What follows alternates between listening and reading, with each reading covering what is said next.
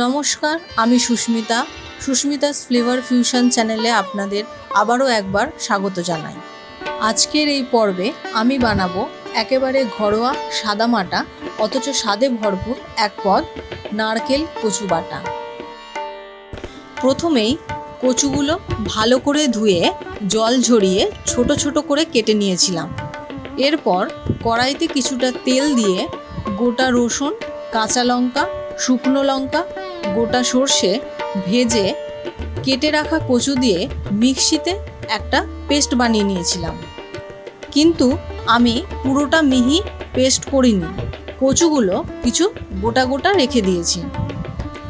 তারপর কড়াইতে 4 থেকে 5 চামচ তেল দিয়ে হাফ চামচ জিরে, 2 কাঁচা লঙ্কা ফোড়ন ও পেস্টটা দিয়ে বেশ কিছুটা সময় নিয়ে ভালো করে নাড়তে থাকবো। এই সময় গ্যাসটা একদম লো ফ্লেমে করে রাখবো।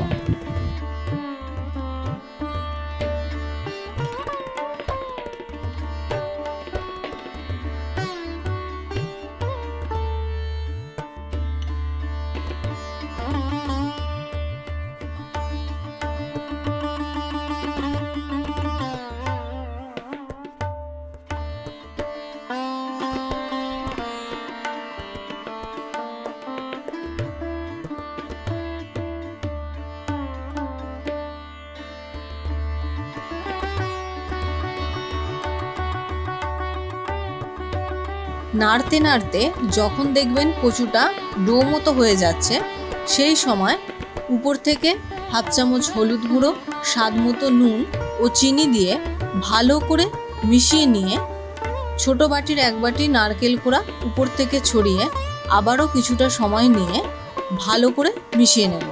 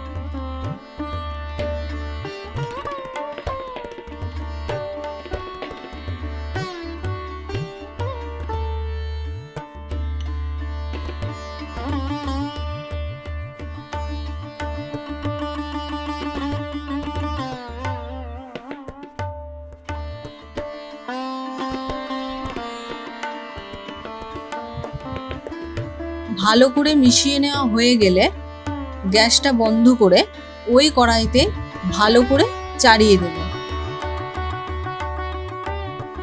কিছুক্ষণ পর যখন দেখবেন ঠান্ডা হয়ে গেছে, তখন কড়াই থেকে তুলে নিয়ে একটা পাত্রে রেখে দেব।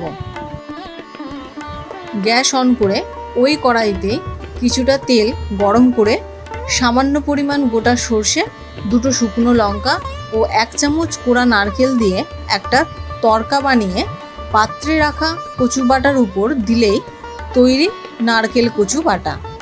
এভাবেই সম্পূর্ণ হলো আজকের সাবেকি রান্না নারকেল কচু বাটা। যদি রেসিপিটা ভালো লেগে থাকে তাহলে একটা লাইক দিন, কমেন্টে জানান আপনার মতামত, আর সাবস্ক্রাইব করতে ভুলবেন না সুস্মিতাস ফ্লেভার ফিউশন চ্যানেলটিকে নতুন নতুন স্বাদের খোঁজে। আবার দেখা হবে আরও একটি রেসিপি নিয়ে। ততদিন ভালো থাকুন, সুস্থ থাকুন, রান্না করে খাওয়ান আর খেয়ে আনন্দে থাকুন। ধন্যবাদ।